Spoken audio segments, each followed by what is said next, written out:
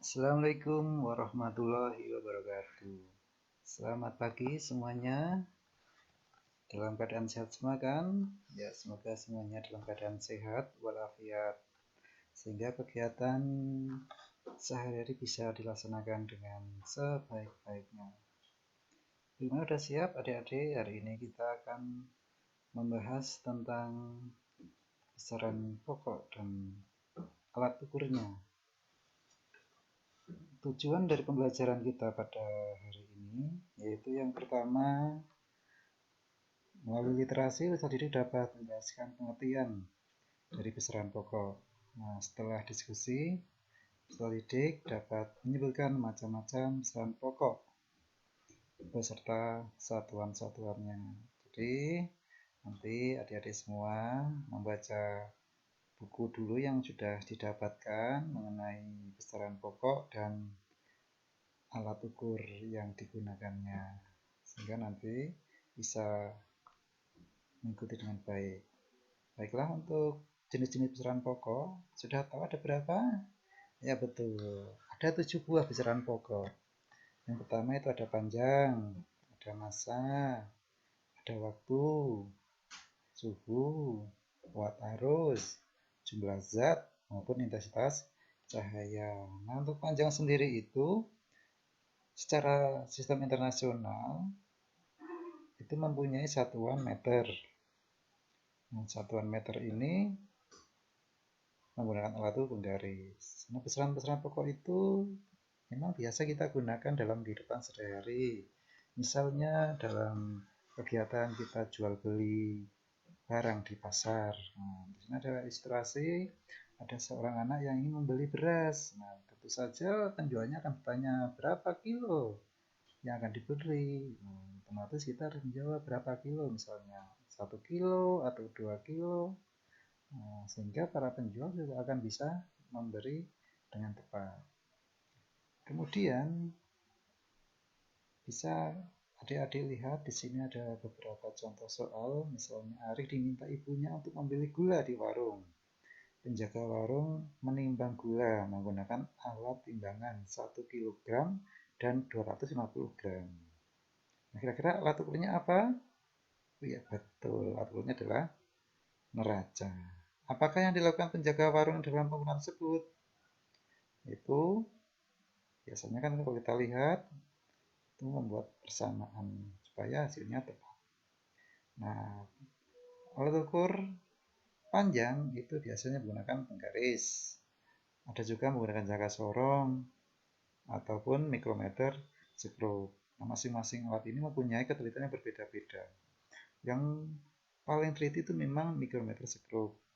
Untuk penggaris sendiri ketelitiannya mencapai 0,1 cm atau 1 mm.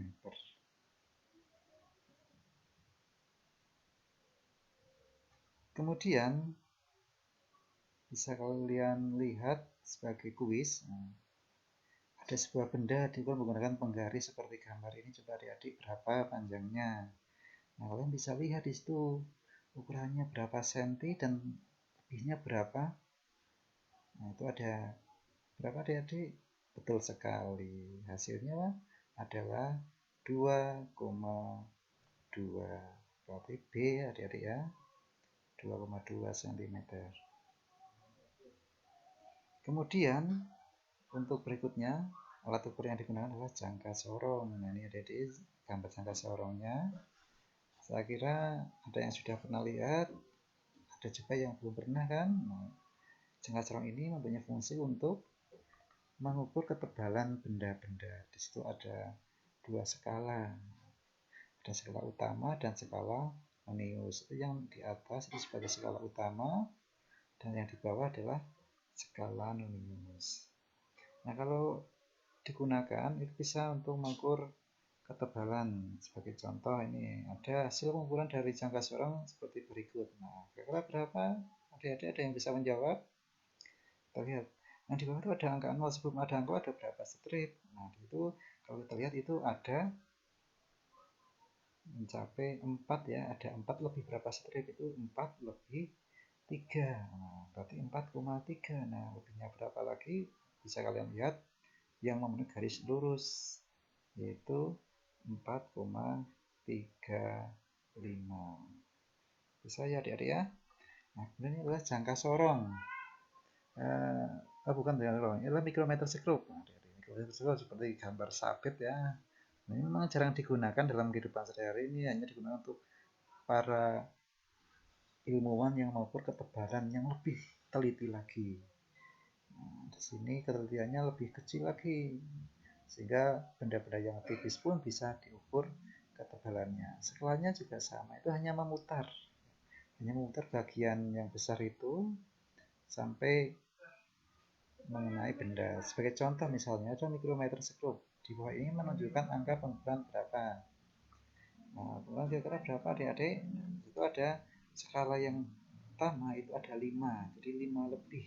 Nah, 5 lebihnya yang buat itu ada 5,35 ya, betul sekali. Bisa kan adik-adik? Sangat mudah memang, kalau sudah terbiasa kita gunakan pasti lebih mudah. Nah, untuk alat ukur berikutnya yaitu yang tadi sudah pernah dilihat berupa neraca. Neraca ini biasanya digunakan untuk mengukur apa? Betul sekali, mengukur massa. Nah, massa itu mempunyai satuan kilogram secara SI, tapi kadang-kadang kita ada pakai istilah gram, ada on. Nah, itu adalah satuan-satuan di bawahnya.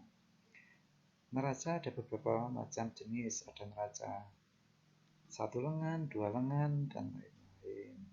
Nah, berikutnya adalah stopwatch. Stopwatch ini digunakan untuk mengukur waktu. Waktu biasanya mempunyai satuan yaitu detik atau sekon. Nah, di situ menggunakan stopwatch analog yang biasa digunakan. Jadi sama seperti kita melihat jam ya adik-adik. Saya yakin kalau adik-adik melihat jam, nah itu jam dinding, jam tangan, ya hampir sama itu. Nah, demikian adik-adik semua pelajaran kita pada hari ini. Terima kasih. Wassalamualaikum warahmatullahi wabarakatuh.